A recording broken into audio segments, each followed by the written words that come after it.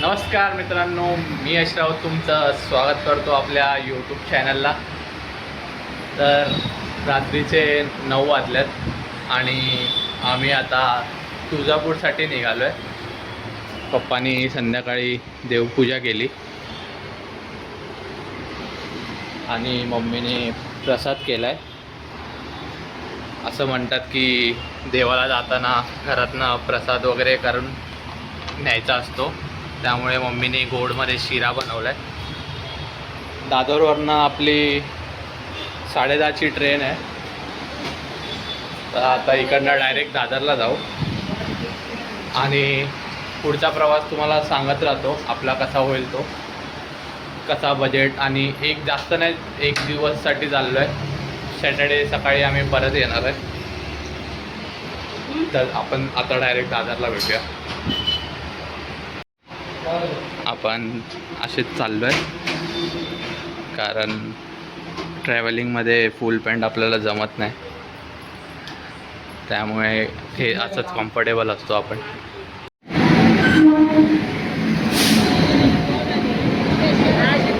आले आले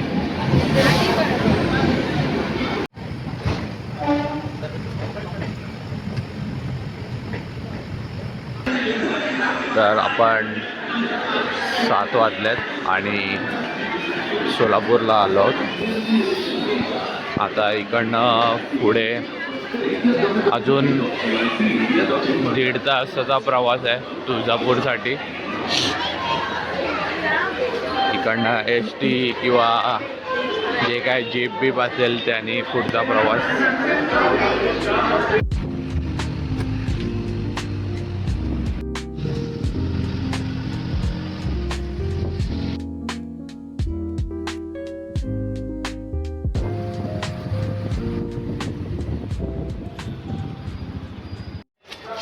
तर आपण आता तुळजापूरच्या मंदिराच्या बाहेर आलो आहे. ऑटोने आलो. ऑटोचे 700 रुपये झाले आमचे.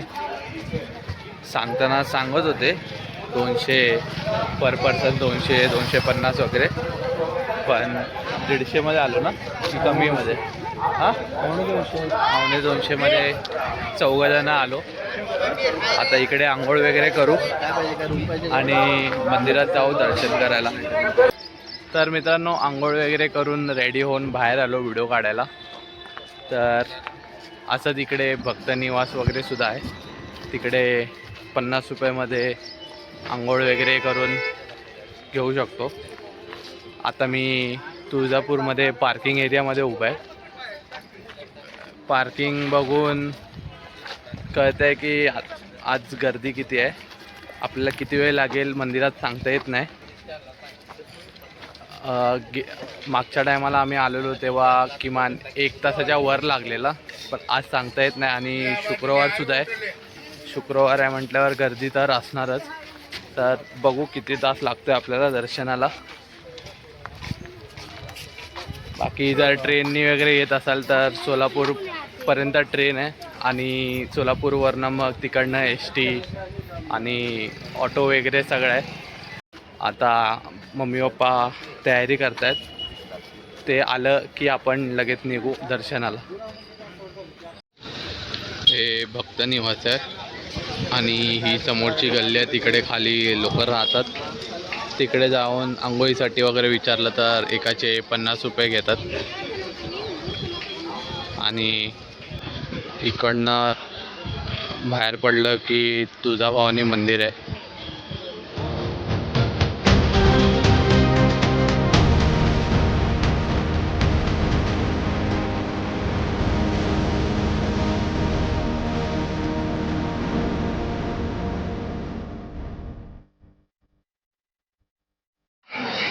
ते तुळजाभवानीचा दरवाजा आहे, महाद्वार. आणि त्याच्यासमोरच चप्पल स्टँड सुद्धा आहे. इकडे चप्पल काढू आणि बॅगा वगैरे ठेवायला पण इकडे आहे. बॅगा वगैरे ठेवायच्या असतील तर इथे बॅगा सुद्धा ठेवू शकतो. हा राजे शहाजी महाद्वार आहे. आपण ह्या दरवाजातनं आतमध्ये चालतं. ही लाईन कल्लोळसाठी आहे. ह्या जागेचं नाव आहे कल्लोळ तीर्थ. कल्लोळ ह्यासाठी नाव पडलं जेव्हा देवीने महिषासुराचा वध केला. त्याच्यानंतर देवीला स्नान घालण्यात आलं. त्यावेळेस सर्व नद्यांना आमंत्रित करण्यात पण आलं आणि जेव्हा सगळ्या नद्यांचं आमंत्रित केलं त्यावेळेस पाण्याचा एक कल्लोळ उडाला. तेव्हा या जागेचं नाव कल्लोळ तीर्थ असं पडलं. कल्लोळाचं पाणी कशाला खवळील, नागाच्या पिलाला तू काग खवळील. तर ते हेच आहे कल्लोळ. ह्याच वरनं हे गाणं बनलं होतं.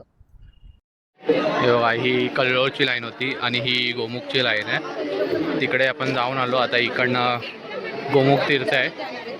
ह्याची पण एक स्टोरी आहे. करीमनाथ महाराज त्यांनी देवीला विनवणी केली की त्यांना काशीला जायचं आहे. तेव्हा देवी त्यांना म्हणाली होती की काशी इथेच आहे, तुला जायची गरज नाही. पण त्यांनी जायचा हट्ट केला आणि लेकराचा हट्ट आईने मान्य केला. गंगेची खण आणि नारळाने ओटी भरायला सांगितले आणि जाताना एक अट घातली की येताना पाठीमागे वळून बघायचं नाही. त्यांनी परतीचा प्रवास सुरू केला आणि जसा जसा जवळ येत गेले तसं तसं त्यांना पाठीमागून पाण्याचा आवाज जास्त वाढू लागला. त्यांना राहावलं नाही म्हणून त्यांनी पाठी वळून बघितलं तर साक्षात गंगा त्यांच्या पाठीमागून येत होती. त्यांनी वळून बघताच ती लुप्त झाली आणि तुळजापुरात येऊन हातपाय धुवूनच आपण मंदिरात दर्शन घेतो. तर मंदिरात दर्शन घ्यायच्या आधी इथे हातपाय धुवत असताना त्यांच्या हातात जी गंगेत ओटी भरली होती त्यांनी, ती त्यांच्या हातात येऊन पडते. जातं की काशीतली गंगा ही इकडनं गोमुख तीर्थमधनं येते, त्यामुळे गोमुख तीर्थ दुसरी काशी असं म्हटलं जातं.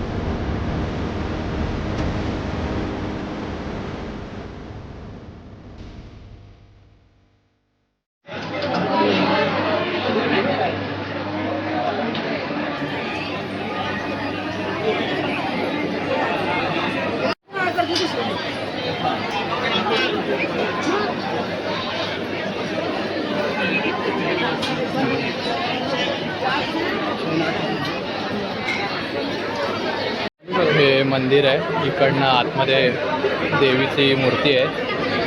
अजून आपल्याला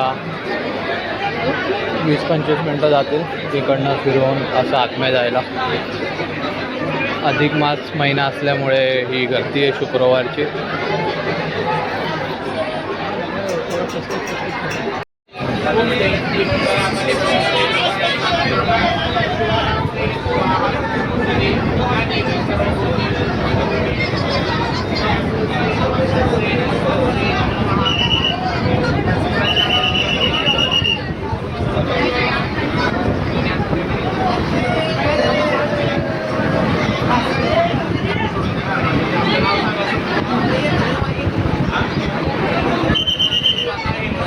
राहुल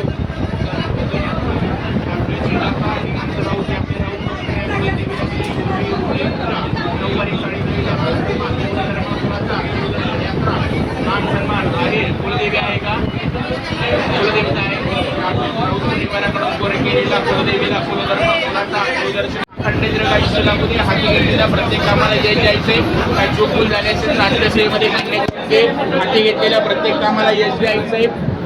अखंड सेवा जोडून द्यायचंय. घरामध्ये सुख शांती समृद्धी ऐश्वर येणार दे. हाती घेतलेल्या प्रत्येक कामाला यश द्यायचंय. घरातील सर्व अडचणी दूर कर. घरातील सर्वांचं आरोग्य चांगलं राहू दे. घरामध्ये धन संपदा कायम राहू द्यायचंय. तुझ्या कृपा दृष्टी सदैव राहून कुटुंबियांच्या पाठीशी राहू द्यायचे. देवीला सांगायचं. दादांचं लग्न वगैरे झाले का? पुढे या. हा नैवेद्य आहे आणि मम्मीने घरातनं रवा बनवून आणलाय आणि हा देवीचा गाभारे आहे. हा गाभारा आहे देवीचा आणि इकडे आतमध्ये तुळजाभवानीची मूर्ती आहे.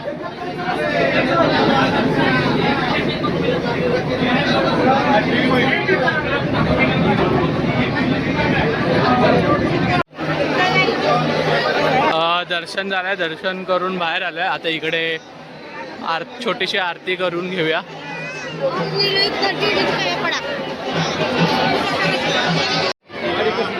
नैवेद्य करायचा पुरणपोळीचा. आपल्याला जर होत नसेल तर आपल्या खडी साखरेचा नैवेद्य दाखवायचं देवी. तो नैवेद्य दाखवून आपल्या घरामध्ये आपल्या मनातील इच्छा जे काय आहे ते बोलून आपल्या देवाऱ्यावरती सोडून घ्यायचं. तो आपल्या घरामध्ये खाऊन घ्यायचं. आता खाली तरी चालेल. त्यामध्ये जे खारीक आणि बदामसोबत प्लास्टिक आहे ते आपल्याला हे काय कार्यक्रम वगैरे जर असेल तर त्या कार्यक्रमामध्ये यूज करून घ्यायचं. नसेल आपण तो सोडून खाऊन घेतलं तरी चालतं, काही अडचण नाही. तुम्हाला जर घरामध्ये कळस पूजा जर मांडत असाल, कळस पूजा घरामध्ये पूजा करता वेळेस मांडतो ना, त्या कळस पूजेवरती जर नारळ जर जरी ठेवला तरी चालतं, काही अडचण नाही. मंदिराच्या वर ठेवला तर चालेल. सोडून खाऊ कळस पूजा करत असाल तर आपण पूजा करून खाऊन घेऊ.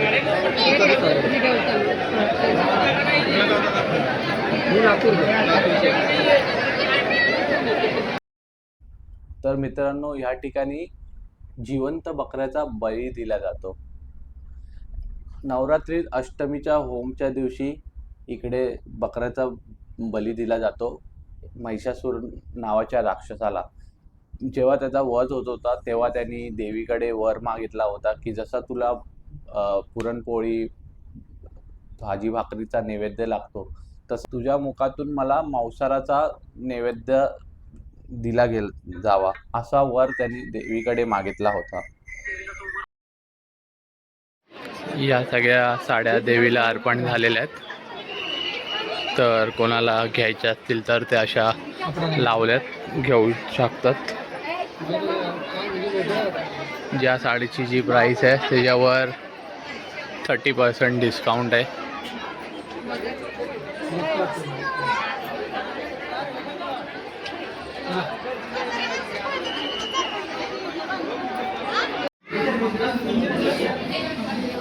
दर्शन करून येऊन आता जेवायला बसलोय.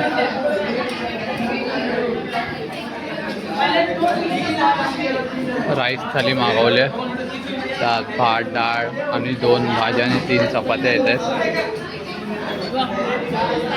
आणि हा वेगळा वांगा भरीत मागवले.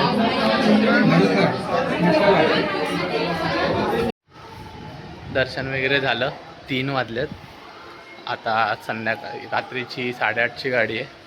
तर आपण इकडेच 4 तास आराम करू. जिथे सकाळी आंघोळ वगैरे केलेली हाच रूम आहे आणि हे इकडे वॉशरूम्स वगैरे आहेत. 4 तास आराम करू आणि संध्याकाळी एस टी पकडून सोलापूरला निघू. 120 रुपये तिकीट असलेली तुळजापूर ते सोलापूर एस टीचा प्रवास सुरू केला. लगभग 1 तासात आम्ही सोलापुरात पोचलो आणि रात्रीची 9ची ट्रेन पकडून परत मुंबईला आलो. तर मित्रांनो, आज सकाळी आपण घरी पोचलो, झोप वगैरे काढली. आता उठून आंघोळ वगैरे करून कामाला चाललो आहे. त्याच्या आधी म्हटलं ब्लॉग एंड करूया. तर जेवढी माहिती होती मी तुळजापुराबद्दल, जे स्टोरी होती ती सांगितली आहे. जर तुम्ही एंडपर्यंत बघितला असाल तर तुम्हाला नक्कीच समजेल. आणि तुळजाभवानी म्हटल्यावर आपली महाराष्ट्राचीच कुलदेवता झाली. जर तुम्हाला माहिती वगैरे आवडली असेल, त्यातलं काय आवडलं आहे ते कमेंटमध्ये सांगा. असंच व्हिडिओ घेऊन पुन्हा भेटू पुढच्या व्लॉगमध्ये. तोपर्यंत बाय बाय, जय महाराष्ट्र.